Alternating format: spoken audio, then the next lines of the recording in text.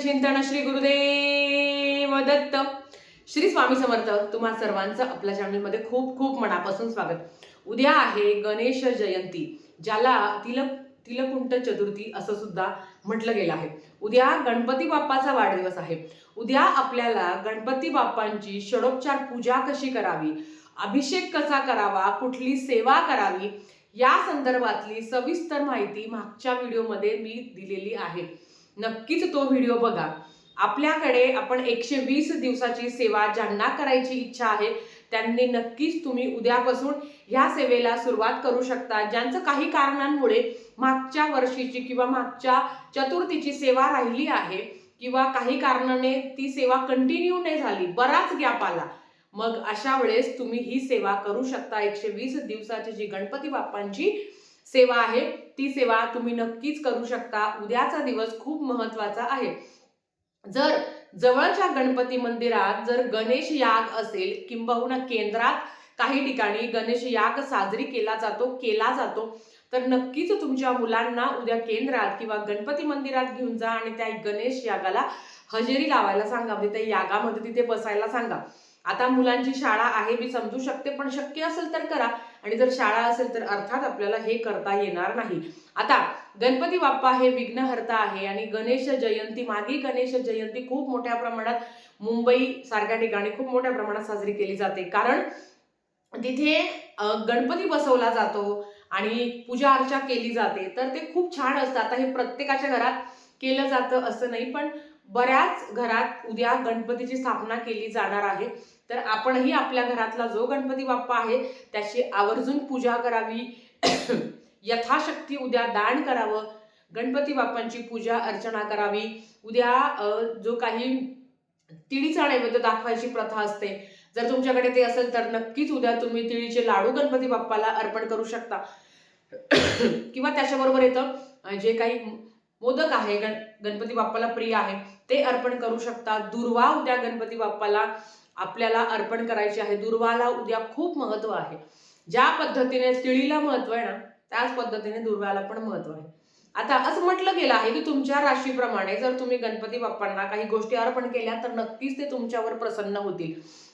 आणि कुठला मंत्र जप आहे जो ज्याने म्हणजे प्रत्येकाने आपापल्या राशीप्रमाणे तो मंत्र जप करावा आणि गणपती बाप्पाला त्या वस्तू अर्पण कराव्या. बघा, मेष राशीच्या लोकांनी आपल्याला, म्हणजे ज्यांची मेष रास आहे त्यांनी ओम वक्रतुंडाय हुम या मंत्राचा जप करावा आणि खजूर आणि तिळगुळाचे लाडू गणपती बाप्पाला किंवा प्रसाद म्हणून अर्पण करू शकता. वृषभ राशीच्या लोकांनी ओम ह्रीम ग्रीम रीम या मंत्राचा मंत्र जप करावा आणि प्रसाद खडी साखर किंवा साखर आपण अर्पण करावी गणपती बाप्पाला, किंवा दान केला ह्या वस्तू तरी चालेल आपापल्या राशीप्रमाणे.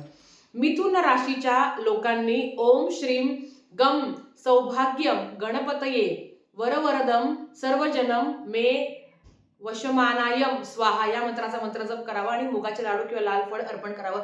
सगळे मंत्र ना डिस्क्रिप्शन बॉक्स मध्ये लिहून देते, काळजी करू नका. कर्क राशीच्या लोकांनी ओम एकदंताय हुम या मंत्राचा मंत्र जप करावा आणि मोदक, लोणी किंवा खीर गणपती बाप्पाला अर्पण करावी. खीर कोणती पण असू शकते. सिंह राशीच्या लोकांनी ओम लंबोदराय नमः या मंत्राचा मंत्र जप करावा आणि खजूर अर्पण करावे. कन्या राशीच्या लोकांनी ओम गण गणपते नमः या मंत्राचा मंत्र जप करावा आणि हिरवे फळ किंवा मुगाच्या डाळीचे लाडू किंवा मनुके अर्पण करावे. तुळ राशीच्या लोकांनी ओम ह्रीम ग्रीम ह्रीम या मंत्राचा मंत्र जप करावा आणि खडी साखर, लाडू किंवा केळी अर्पण करावी. वृश्चिक राशीच्या लोकांनी ओम वक्रतुंडाय हुम ह्या मंत्राचा मंत्र जप करावा आणि खजूर आणि तिळगुळाचे लाडू याचा नैवेद्य आपल्याला अर्पण करायचा आहे. धनु राशीच्या लोकांनी हुम गम ग्लौम हरिद्रा गणपतयै वरवरदम दुष्टम जनहृदयम स्तभ्यम स्वाहा या मंत्राचा मंत्र जप करायचा आहे आणि मोदक आणि केळीचा नैवेद्य अर्पण करायचा आहे. मकर राशीच्या लोकांनी ओम लंबोदराय नमः या मंत्राचा मंत्र जप करायचा आहे. तिळाचे लाडू आणि मोदक अर्पण करायचे आहे. कुंभ राशीच्या लोकांनी ओम सर्वेश्वराय नमः ह्या मंत्राचा मंत्र जप करायचा आहे आणि गुळाचे लाडू आपल्याला अर्पण, गुळाचे लाडू म्हणजे गुळ घ्यायचा, तो किसायचा आणि त्याचे लाडू बनवायचे बारीक बारीक, तो नैवेद्य अर्पण करायचा. मीन राशीच्या लोकांनी ओम सिद्धी विनायकाय नमः या मंत्राचा मंत्र जप करावा आणि बेसनाचे लाडू, केळी किंवा बदाम अर्पण करावे. बघा, हे सगळंच अर्पण करणं शक्य असेल तर करावं. आता एवढे मंत्र सांगितले आहेत तर किती वेळा म्हणावे? एक माळ करू शकता किंवा 21 वेळा म्हणू शकता, 51 वेळा म्हणू शकता. बरेच लोक आपापल्या राशीप्रमाणे गणपती बाप्पांना तो मंत्र जप किंवा तो नैवेद्य अर्पण करू शकता. आता काही लोक हे पाळत नाही किंवा ताई आम्हाला आमच्या राशीचा मंत्र खूप मोठा आहे, एवढं काही म्हणणं जमणार नाही, किंवा मासिक धर्म आहे, सुतक आहे, विटाळे, मग अशा वेळेस ओम गण गणपते नमः, ओम गण गणपते नमः. अगदी तुमची कुठलीही राशी असेल, कुठलीही तुमची रास असेल तरी सुद्धा तुम्ही ओम गण गणपते नमः, ओम गण गणपते नमः या मंत्राचा मंत्र जप करावा.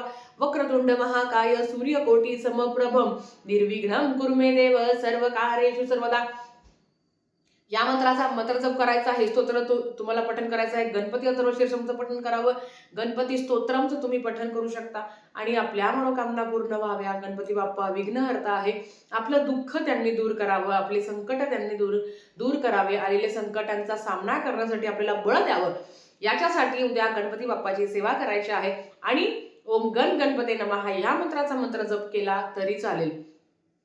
त्याच्याच बरोबर अतिशय प्रभावी एक मंत्र जो मी तुम्हाला सांगणार आहे, त्या मंत्राचा पण तुम्ही जप केला तर तुम्हाला खूप चांगला फायदा बघायला मिळेल.